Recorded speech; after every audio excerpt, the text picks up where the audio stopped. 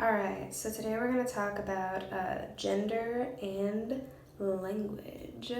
So just some theories and observations made in the era of linguistic anthropology. So from the time we're born, people immediately ask, is it a boy or a girl? Your gender defines how people see you and what people expect from you from day one. All right, if it's a little boy, people would buy him sports toys, dinosaurs, because they think that your gender will determine your interests and your skills and even your personality, to the point that the way that you are treated becomes the way that you develop. So gender, of course, will affect the way you speak. Now, Robin Lakoff came up with 10 distinctive features of what she called women's language. And it includes hedges, which would be qualifiers in your speech, such as, oh, I sort of know him, I was a little hot today, as opposed to just saying, he's my friend, I'm hot, let's leave. All right, super polite forms. So this is just another way of being overly kind, even when it's not necessarily required. All right, tag questions. So saying, instead of saying, are you coming, be like, you're coming, aren't you? Another way that women's speech can be seen as less confident than the male speech. Speaking in italics, so saying very, maybe drawing it out, putting emphasis on things, all right? Empty adjectives, so saying darling, dear, sweetie, things that if they were taken out of the sentence would not change the overall meaning.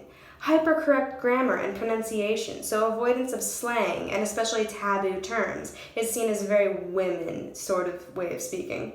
Lack of sense of humor, so again, with not speaking in taboo terms, not using crude humor, not swearing as much.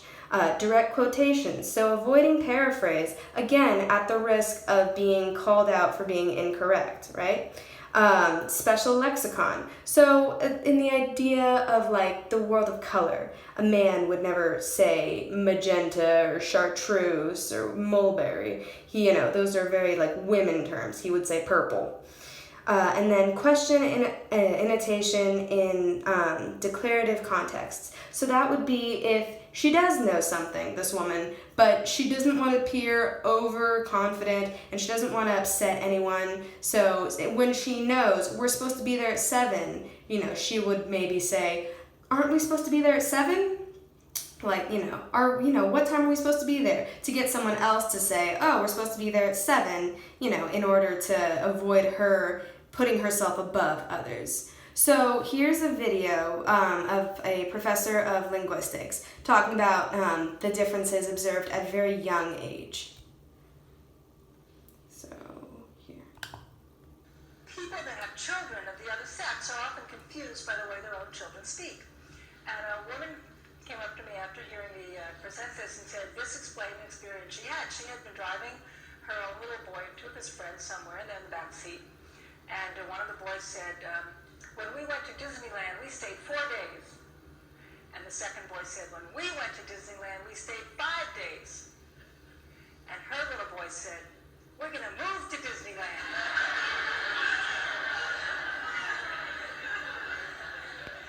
And she didn't know how to deal with it. She thought, should I expose my own little boy as a liar? No, Johnny, don't say that. You know we're not going to move to Disneyland. I said, don't worry about it. The boys know this is a game, and that's the thing about it. It's an important point to make. People say, and I'm often quoted as saying, boys are competitive, girls are cooperative. And you get this image that the boys are all out there, mean, trying to get each other, and the girls are also goody cooperating. But both boys and girls are competitive and cooperative. It's just which we put on record and in what way. So the way she said it there is actually very, very concise. And this is one of the earlier observations when it comes to men and women's speech, even at a young age, as I think these children were in preschool. So that is an overall observation, not even saying that, as she said, not even saying that all boys are competitive and no girls are competitive, but all girls are cooperative, just get along so well. No, but that is the stereotype, and what has been gendered as speech in Western culture is that, female speech is more like socially apt And also other stereotypes include that female speech is more towards details, emotions, whereas male speech is more to the point and factual, which that is nowhere near as consistently seen as the more cooperative versus more competitive.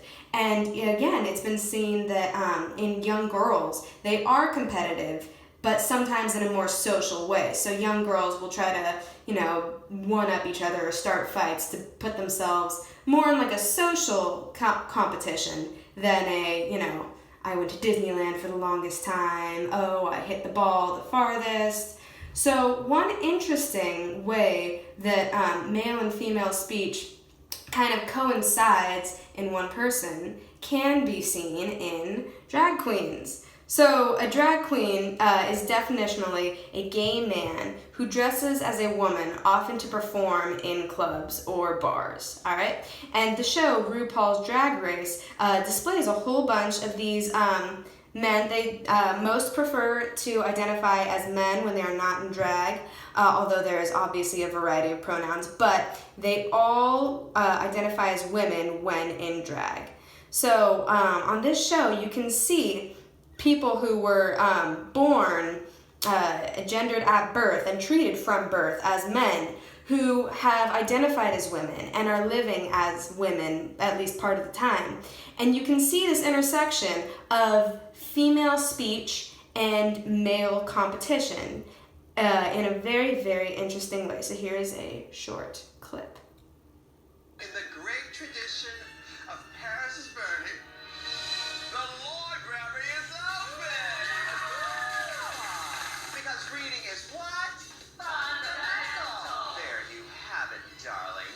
First. So in that very short clip, you could see a few things. You could see speaking in italics. You could see empty adjectives. See, and right now they're not in drag, but they still, for the show, generally speak in such a way. So it's a very interesting intersection of the male and the female voice coming together. And if you see the show, it's a bit too crass to put in this video, but they use female speech to be very, very competitive with one another. And it's a very interesting intersection. So in total, honestly, I think the main thing to be taken from this is how the climate surrounding, non-binary gender can really help us understand the male and female speech, and how I really think more research should be done into the intersection of male and female speech in non-binary identifying people. Thank you very much.